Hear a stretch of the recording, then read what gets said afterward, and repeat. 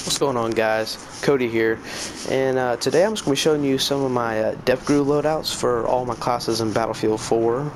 I'm going to be going through some of the loadouts I use for tactical gameplay, simulating SEAL Team 6 and NSW units for the United States. And let's get started with the assault class. So right now I'm running a basic M416. This is a HK416 as known in the real world. Gas operated, so it's a lot better at just keeping itself cool and being, it's a lot smarter than the M4 basically. So Germany has came in mind with creating this weapon, and we've adopted it. We as in America, we have adopted it. So I also have an EOTech on here. As you can see, my red dot sight is now green because I changed it in the options. You can do that, by the way. But also, I got a suppressor on there and a stubby grip. As you can see, I have a laser light combo for not for aesthetic appeals. It actually, whenever I'm clearing buildings, this thing lights up people, blinds them, FLIR and smoke users all the time. Laser for that hip fire. Hip fire is not that great anyways, but you're not going to be wanting to hip fire this weapon. You're going to be wanting burst fire and hit targets at long range away. So this is the primary assaulting weapon of SEAL Team 6 and DEVGRU units. So some might use ACOG and heavy barrel just to get that extra range, like on Gulf of Roman. But on places like close quarters, I would use this. Or I'd use the SEAL MP7, which we'll get to in a later video, or later in this video. So moving on, we're going to my M4 for my engineer. This is one of my engineer loadouts. I also have MP7, but M4 basically been in war games since the dawn of them, just because it's such a well-known weapon and been in so many war movies. I have a flashlight there for mainly it just fit right. It fit better than a laser sight did, so I ran with that instead. I also have a pararescue loadout coming out soon, but I noticed a lot of YouTube videos, they just didn't have what I wanted to, satisfaction-wise, in a video for a loadout, so I'm making my own. I have a 226, or not 226, this is a 45 HK, and I had 226 on my other videos, but those are basically interchangeable. This is just has more stopping power, as you can see, just tearing right through that concrete. 226 would take a lot longer to do that. But moving on to my other classes, we have 249 to lay down some suppression fire. You're not going to be wanting to run and gun with this gun. I mean, you can if you're with your buddies, but if you're not with your buddies and you're by yourself, you want to be slowly mapping out your assaults, and you don't want to be just running and peeking around a corner, because you might not win, especially if you have that long reload.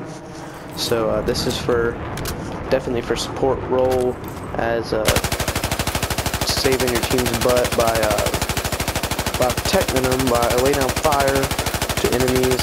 Suppression doesn't work as good as real life, so it's not that big of a deal, but it's still a thing to keep your mind on. Moving on to recon, we have the M40 OA5, which is a fantastic sniper rifle, but coupled with the suppressor, not that good.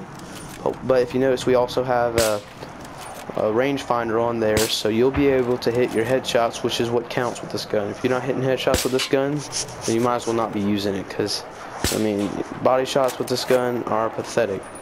They don't do squat unless you hit them twice, but they'll be already running by that time. I also have a bipod for those longer range shots that need a little bit of stability. I run the 45 on here because of, again, the stopping power. Just eating right through that concrete. 1, 2 shots to the head. 226 will take like 3 or 4. I have a SUAV for scouting.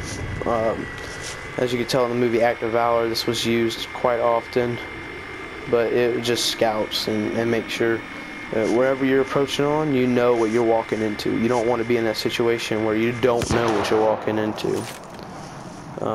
Also, I have this is one of my favorite gadgets in this game, used for designating. Not only that, you can pick out targets real easy. You can tell where targets are.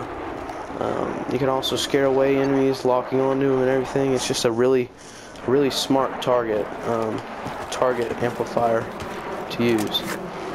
So let me just run through my my other loadouts for this. I also have the Scar.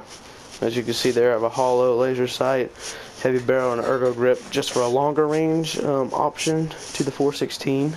It also has a higher damage model, so you won't be doing much more, but it's considerable. I'll also be running the PDW, the MP7, which is one of my favorite close quarters loadouts. I mean, you can't really beat it for close quarters, especially in hardcore, which is what I play. And notice all my classes have Marpat Desert, Seal, and Shadow. So the Seal Knife, Marpat Desert Camo as AOR, and field upgraded in the Shadow.